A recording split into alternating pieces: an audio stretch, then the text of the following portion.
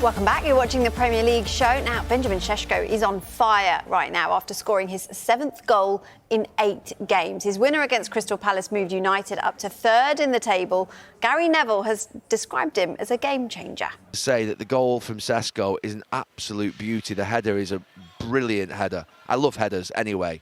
You know, I think last week was my favourite ever goal was Cristiano Ronaldo's in Rome. But that was a proper header, that, from Sesko, and he's got his confidence. The finishes, by the way, that he's put in, and the Fulham, the West Ham, the Everton, the goal today, they're 4 brilliant goals, by the way. And they're all different. They're all very different goals. One across the near post, one's a header, one's a counter-attack with a sort of side finish at the end, and then the Fulham one's the one on the turn where he's got it into his feet and he's had to turn. So he's definitely improved enormously, and that header today is really good. It's a proper header, that. So I think now he's working Sesko into form. Now that's a game changer for United, because they cannot have another centre forward come into the club and failing. Well, look at this. Since the turn of the year, Sheshko has scored 6 goals at a rate of a goal every 58 minutes. That's the best ratio in the Premier League. In comparison, Igor Thiago has scored 7 goals at a rate of 1 every 127 minutes, while Victor Gyökeres is averaging a goal every 129 minutes. With your striker hat on, what impresses you most about Sheshko? Everything impresses me. The goal last week against Everton is outstanding. It's outstanding. The run he makes and the speed he's running at to score when Mbeumo plays it through to him is fantastic. Because as a centre forward, when you're running at that pace, it's so difficult. And I said at the game at Old Trafford on the weekend, the header's brilliant. He gets up ahead of Campbell and the header is fantastic. He wants to direct it into that bottom corner. He's a handful. First half, quiet. Second half, his link-up play with Bruno Fernandes was outstanding. They have a good number 9 now, Man United, and he scores big goals in crucial games. That was a big goal to win the football match for Man United. Last week against Everton is a big goal because it's the winning goal. The centre forwards, it's okay scoring when it's 3-0, 4-0, but it's the big goal. 3 points. And that's what Sesko's having. He's having an impact at the moment. And yeah, it's took a bit of time. He's had a few injuries. A lot of people doubted him, but I think he's starting to come good for Man United. Well, you say it took a bit of time. Injuries aside, look, yesterday was his first start under Carrick. Is this a case of Sheshko is just now being managed properly? Yeah, maybe. But maybe Ruben Amorim didn't trust him as much as probably Michael Carrick. But he didn't want to be labelled as that super sub. So it was good that he did get a start, and I was happy he got a start. Michael Carrick showed faith in him.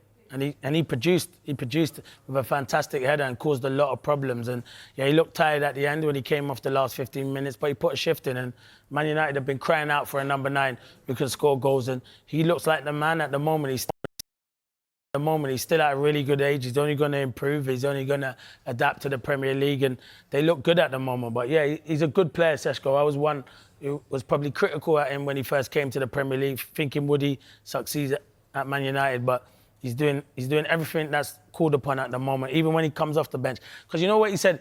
I enjoy playing any amount of minutes for this football club as long as I'm playing. I think that's great to hear. He's not sulking. When he comes on, he does his job and he does it ever so well. It's a good mindset to have, isn't it? Yeah, and you weren't the only one who was critical about him at the start, but it does seem that he's had a change in form. Look, who would you rather have in your team? This is so good. This is. No, it's I can't not take so credit. good. I can't take credit for this question. I think this was producer Bob. Not so good. Sheshko, Yeah. Gyökeres, Ekitike or João Pedro? It's a good question. It's a good question, but I know. Who? Ekitike every day.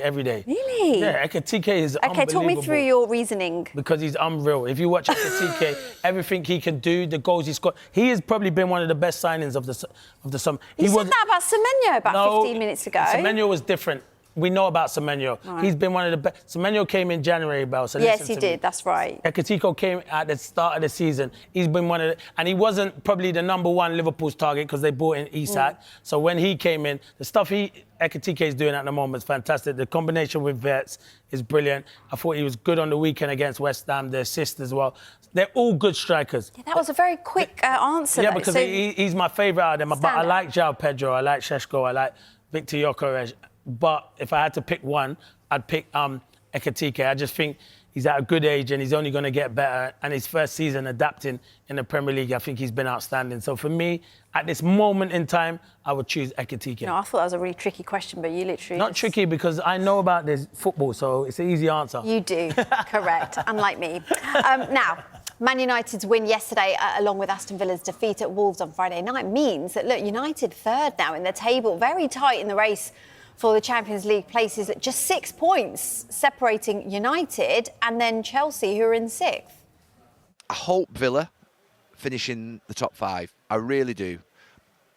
And look, I've said before, the manager is an experienced, wise guy, and if they get some players back, but the midfield players being injured have cost them a bit in the last few weeks. Injuries will be a big factor. The other competitions will be a big factor. But at the moment, they're in danger. They're vulnerable, Villa, in terms of the Champions League places. Must be listening to me. I was going to say, do you agree with Neville that Villa miss out? But he agrees with you. Because I already just said that, You didn't did, I? yeah. So we think that then for sure? Yeah, I do worry for Aston Villa at the moment. As I said, I think the crucial players like Tielemans and McGinn have to come back. And you're looking at Villa, but I still think they'll win the Europa League. And I do think they've got a manager in Unai Emery who's a serial winner in Europe. And we'll probably put all those eggs in that basket at this moment in time. Because what do you want to prioritise? Obviously, you want to win as much games as you want in the Premier League, but I think the European and Villa are the favourites to win the Europa League. So I think they might go for that, and then that gives them the opportunity. But they're not going to give up on the Premier League. It's just the form they're in at the moment is not really good, but I still think they'll win the Europa League. How big a blow would this be for Villa to miss out? Because, you know, they were in the title race chat not that long ago. No, but then you look at the start of the season, they had such a bad start to this season. Everyone was saying, where are Aston Villa going to finish? So I still think they've turned it around. Yeah, the result against Wolves was really disappointing. You saw the fans at the end of the game. They showed their frustration to the players. They were nowhere near happy. But these games can happen. I said Rob Edwards and Wolves, they make it difficult. You saw when Arsenal went there, they can make it difficult at the moment. And you got Wolves thoroughly deserved it, and Aston Villa didn't turn up. But they can have off days. Teams can have off days. And I just think if you look at the squad at the moment, he's not really been helped with his recruitment, Unai Emery. They've probably lost players and not brought in enough players that he's wanted. So I think the job he's doing at Aston Villa has been fantastic. Is there a fear, though, that if, you know, this happens in terms of them missing out on Europe, that they could lose some key players? I'm thinking of the likes of Rodgers. No, you know what? I think they'll keep Rodgers because he signed a new deal there, and obviously there will be clubs probably in the summer coming knocking at the door. But I think as long as that manager's there, Unai Emery behind us, I think Rodgers will stay at the football club because the club is going places, Aston Villa. It is going places. You're looking at it, they've got a good manager, and I do actually think, and I've said it, they'll win the Europa League. And I think they win the Europa League, that's Champions League football, which a lot of those Aston Villa players will want. And they improve the squad again in the summer, and they'll go again. But they've got a good manager. And if, you know, like if ever Villa, and it would never happen, make the decision if they don't want him and clubs wanting Unai Emery. But I think that's his home. I think he decides when he wants to leave the job he's done there at the moment. Yeah. Hi there, welcome back now to another landmark for Bruno Fernandes. With a goal and an assist against Crystal Palace yesterday, Manchester United captain is the third United player in the Premier League era to reach 100 goals and 100 assists, joining Ryan Giggs and Wayne Rooney. Look, in terms of creativity this season, Bruno is unrivalled. His assist for Benjamin Sheshko's winner yesterday was his 13th assist in the Premier League this season. That's 6 more than any other player. In addition to that, Bruno has created 84 chances this season. Remarkably, that is 31 more than any other player in the Premier League.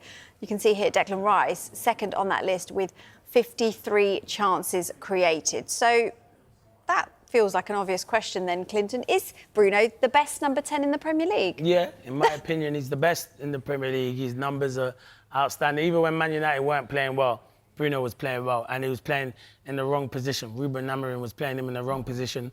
Michael Carrick changed it, played him in the number 10, his best position, and he's showing his quality at the moment. Bruno Fernandes gets in any Premier League team at this moment in time. He's that much of a good player. I think he's outstanding.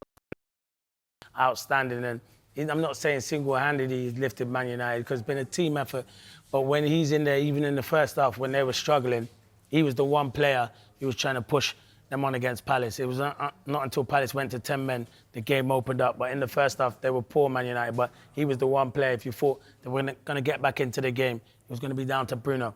Yeah, Bruno is a top player. Best number 10 for you? Yeah, I mean, that's what makes those numbers that you just said there all the more remarkable, is that he started the season playing as a deeper player, one of two central midfielders. You could almost call him a number 6, and he's still creating chances off the charts. And season on season, his numbers are incredible as well. He was almost at a Mo Salah level last year when Mo Salah had that remarkable year. And he should be in the conversation to be the Premier League's best number 10, probably of all time in the Premier League, not just the current one. Maybe you have him in the conversation with Mesut Ozil or Eden Hazard. But I think those numbers speak for themselves. He's been so good, but the longevity over such a long period of time as well. We're talking Player of the Year here? Well, there's a long way to go, and usually a Player of the Year goes to the top one of the who's won the Premier League, so it's going to be hard for him. But he's definitely in the conversation, and I just think the transformation of the football club. Bruno Fernandes is the captain. And you know what I like? A lot of people say, oh, he gets frustrated and he throws his hands in the air. That is his frustration in himself sometimes, and in his teammates, and his will to win. It's not because he thinks he's above everyone. I think it's his will to win and the way he shows his frustration.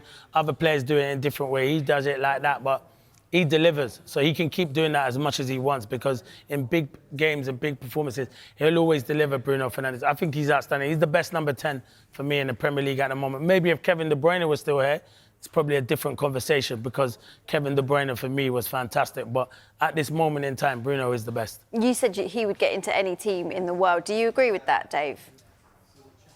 Yeah. You sure? You can disagree with Clinton. It's totally fine. What team would he not get in? Maybe Bayern Munich's team right now. Maybe with Harry Kane in there, Elise. Kane likes to drop deep. Maybe they'd take up space for each other.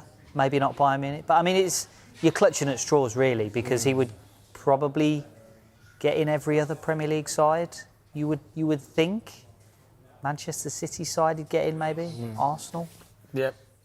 If you're looking around Europe as well, there's not too many sides that are on a similar level to the Premier League clubs at the moment. When you look at Arsenal dominating the Champions League and the options that they've got, or any other clubs around Europe, Real Madrid, Barcelona. Does he get in Real Madrid's side? Yeah, I think he does. I think he does. Yeah, I think at the moment he definitely. I think he gets in any team. Me personally, I think at this moment in time, I was looking at it because Jude Bellingham can sometimes play in there, but I think Bruno, the way he's playing at the moment and the levels that he's at, I think he gets in any team at this moment in time, for sure, the way he's playing. OK, we're going to talk Newcastle now. Germany head coach Julian Nagelsmann says that he has trust in Nick Woltemade. This is despite the striker not scoring in the Premier League this year. Well, Alan Shearer delivered a damning verdict following Saturday's defeat to Everton, with Woltemade failing to have a touch in the opponent's penalty area in the last 2 games. Clinton, does Woltemade's form look like a crisis in confidence, something I know you never had, but or is it something deeper? No, I think he's low on confidence. And at the moment, he's not playing as a number 9. He's playing, Eddie Howe's looking at him and playing him as a number 10. When he first came, everyone said Nick Woltemade, he was outstanding, he done ever so well. But he's not the centre forward. That's why they're playing Gordon, because the way Newcastle want to play under Eddie Howe, they want their centre forward to be able to stretch the pitch and run him behind. He's not like that, Nick Woltemade. He wants to come to the ball. So when Alan Shearer is saying he's not getting into the box, it's just because he's in the deeper row. He's not probably quickest, but he should be getting into the box. If you're number 10, it's the best position to play on the pitch, because it's a position where centre-halves don't know how to pick you up, the deep holding midfielder don't, and you get enough space and time to go and cause problems. He, for me, just looks like he's short on confidence at this moment in time, and it's a big disappointment but he's still at a young age. So I wouldn't write him off at the moment. And you got to realise, earlier on in the season when he first came, he hit the ground running. At this moment in time, he's not in good form, and I do think it's something to do with confidence as well. How do you get that back? Is it just a case of he gets that one goal and then that will propel him forward? Well, that's what you're hoping for, but then do think it's something to do with confidence as well. How do you get that back? Is it just a case of he gets that one goal and then that will propel him forward? Well, that's what you're hoping for. But then Eddie Howe has a bit of conundrum because he's thinking, do I play him as a number 9 or do I play him as a 10? Well, when Bruno Guimaraes comes back, he's not going to be playing there as a 10. I know Bruno doesn't always play at a 10, but that will push someone like a Joe Linton further ahead. They got Ramsey, they got Willock that can play in those positions, who are more familiar to that role than Nick Votemada. So it's a conundrum. That can he find a way where he can play him and Visser together? Maybe he wants to play with someone else, but do you think he would benefit from that? Yeah, but Premier League teams don't play like that, Bella, at the moment. They don't play with 2 centre forwards. It's going to be difficult. So he's going to have to try and find a way of trying to fit him into there. But at this moment in time, he's low on confidence. Newcastle are not winning football matches, so Eddie Howe can't just worry about Nick Votemada and trying to get his confidence back. He's got to think about the whole team at this moment in time. So it's not about Nick Votemada, it's about the whole team. Yeah, and as you say, young player, new country, new language, new culture. You know, he's having to move everything over to the Premier League his whole life, and he's been a bit of a lightning rod for criticism over the last couple of games for Nick Votemada. But as you quite rightly point out, Newcastle haven't really been a fully functioning side all season, so it feels unfair that he is the kind of guy that's getting all of that criticism, and it's him that's the kind of face of it almost. I know they spent a lot of money on him, but he's played as a number 9, he's played as a number 8, he's played as a number 10. Newcastle need to decide what he is. Votemada needs to learn what he is as well. He's still a young player.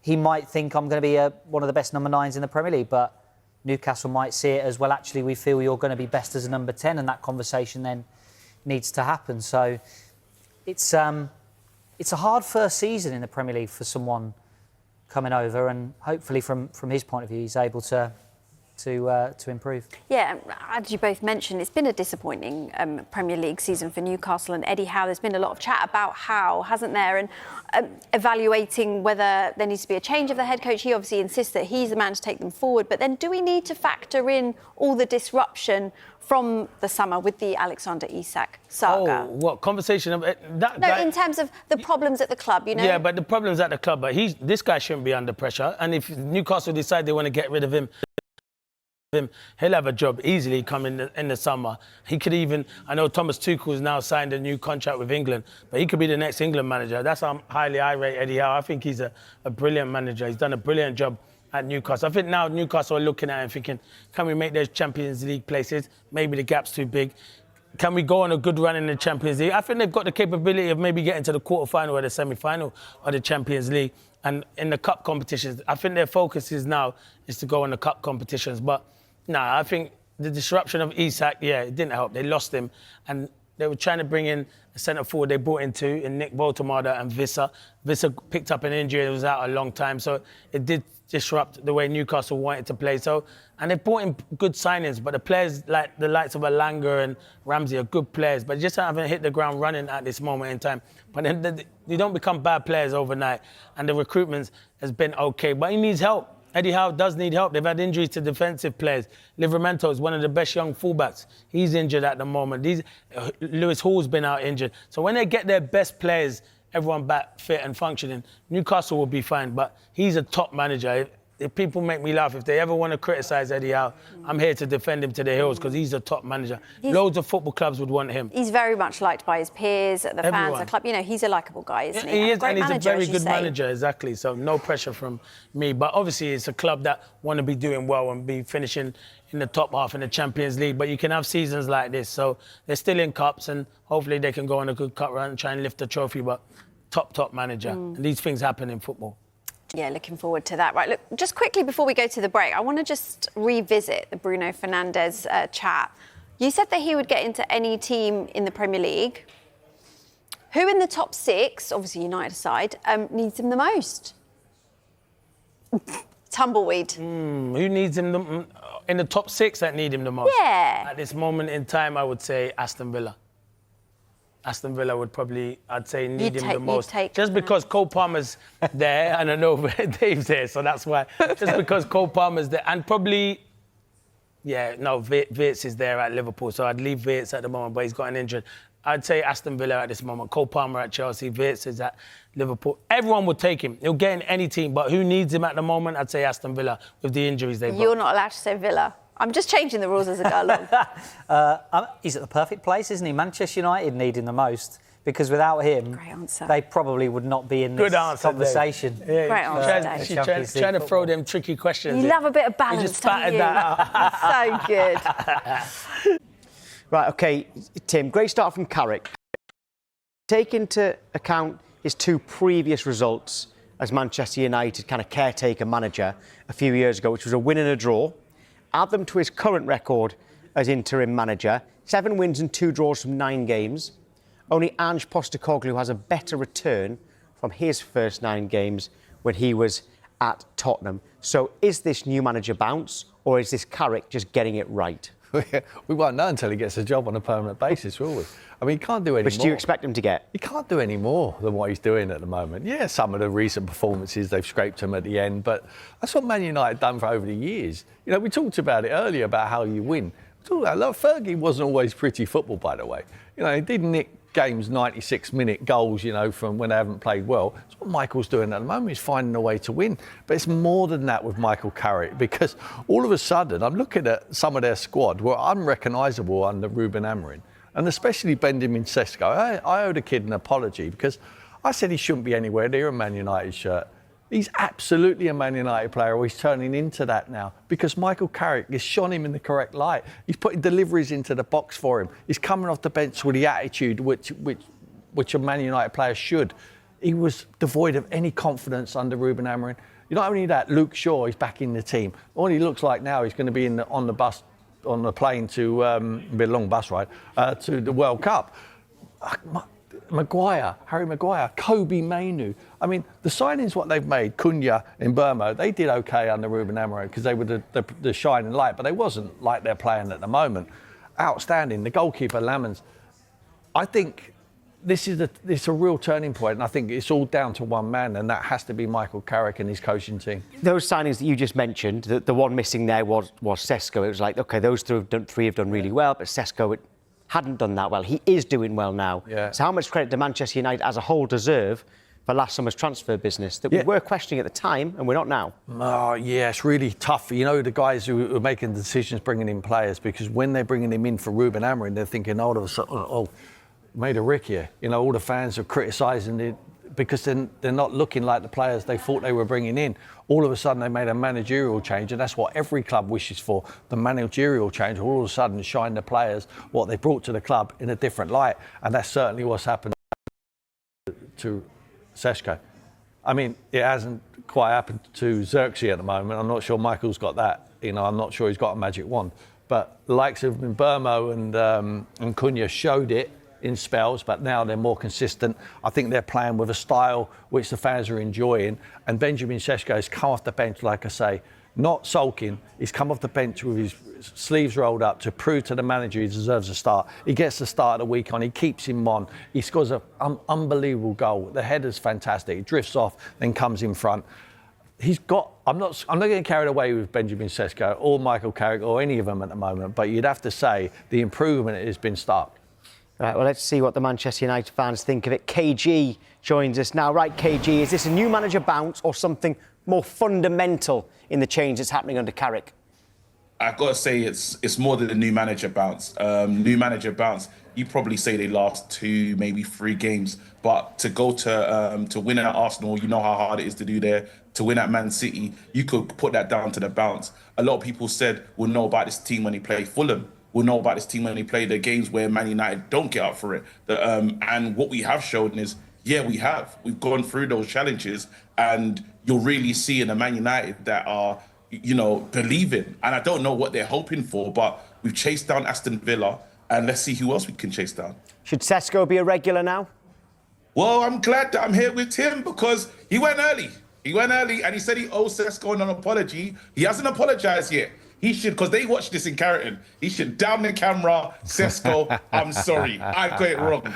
We're here. Mate, I don't mind when I get it wrong, but I'm not getting carried away. I mean, he's not Eric Cantona, is he, at the moment? He's not Cole. You said he should never play for us again. He's not you Cole. Went early. He's not Cole. He's not York. He's not Sheringham. You know, let's calm down a little bit. But he's done okay. He's done okay. Sesko. Listen, under Ruben Amorim, I wouldn't have touched him with a barge pole, this kid. I thought, wow, what have you brought to the club here? Under Michael Carrick, who shows you a good manager, playing to his strengths. He's given him the confidence. I'm saying, let's give him time. He looks like he can develop into a player. That header is fantastic. It was a wonderful strike. The equaliser against West Ham was a wonderful timing of getting in front. He got in front at West Ham with his... When the goal against Everton, with a change of pace, I was thinking, who am I looking at here? I ain't seen this kid before. Mate, that can happen. That can happen. And as a pundit, you know what? I'm willing to give this boy a lot more time. I wrote him off because of what Ruben Amorim. He was the teacher at the time, and the teacher, he was not learning under that man. And you know what? To be fair to you, I was in the cult of Ruben Amorim. Ruben Amorim told me that we have to lose games to get better, and I don't know how I believe that. I don't know what I was thinking, and Michael Carrick is showing him up badly right now with just playing the players in the right spaces. As you're saying, players like Kobe Mainoo couldn't get a game for Man United. Yeah. They're talking about getting on loan to Napoli. He knew he should be in the England team, and now there's a good chance of that happening. Well, that wasn't going to happen under Amorim, which would have been a travesty. We're seeing something now. On that summer transfer business, we've been asking if you've been getting enough credit for the summer transfer business. We'll get your thoughts in a moment, KG, but here's a voice note from Ryan. I think Man United have had a 10 out of 10 summer transfer window because if you look at Lamens, Cunha, Sheshko and Mbeumo, all of them have been brilliant. And Mbeumo, obviously the club's top scorer. So I think the transfer window for the summer was absolutely 10 out of 10, and credit to the scouting community at Man United and the background staff. You zoomed in on yourself while Ryan was talking there. I don't know how that happened. I was proud. Maybe I was proud of the take. I don't know what's going on. AI. I thought you had a camera operator behind in that room with you there. But in terms of that, I mean, they've all been brilliant, haven't they? Sesko's now proven that as well to complete the set. Was your only criticism that you probably needed a couple more? I mean, everyone talked about a midfielder and a centre-back. Well, I have to say, getting a great goalkeeper is everything. And Man United deserve a lot of credit. Baby Courtois, they're calling him. The guy is just he's just brilliant. The performance that he's putting in Lamens, he's been put under the cosh. And, they tried, especially at Everton, where there was it was Royal Rumble. And he got through that game. But I think he gives us a calming presence. Then you know what you're getting with Mbeumo. You know what you're getting with Cunha. I think we've had a very good window. Again, if we do get top four, you have to say, well, it's been a star window. But time will tell. But so far, so good. With the goalkeeper, Lemons, Tony Coton, who's an ex-goalkeeper of yours, spent time on him. Over couple of years watching him. Everyone wanted Martinez. We all thought when he was waving goodbye to Aston Villa, we was going to go there. And everyone thought, wow, what a signing this is going to be. Yes. This boy's for the future and for the now. He's got a calm head. He doesn't worry about the pitches. He's just making saves what he has to. He'll stand there and just catch it if he needs to. He doesn't throw himself on the floor. He's decent with his feet as well. Everyone said, well, I'm not sure he can play with his feet. He's calm. He plays off his left and right foot. Excellent find, he was. Anyone that's willing to wear boot-cut loafers doesn't care about just trying to be on the front covers of anything. He just wants to save it. He just wants to keep clean sheets. And that's what we're getting from him. We got a real goalkeeper, really calming presence, and he's commanding as well. So that's what you're looking for. And we could just really push forward. I'm still hoping, guys. I know it's delusional, but you never know, man. Don't rise out. Don't rise off the title race. Right. Really? We're out of time, mate. We're out of time. I think your laugh says it all, KG, but you got it in there. Great to see you. Thank you. Take care, mate. See you later. Right, what a massive Old Firm class.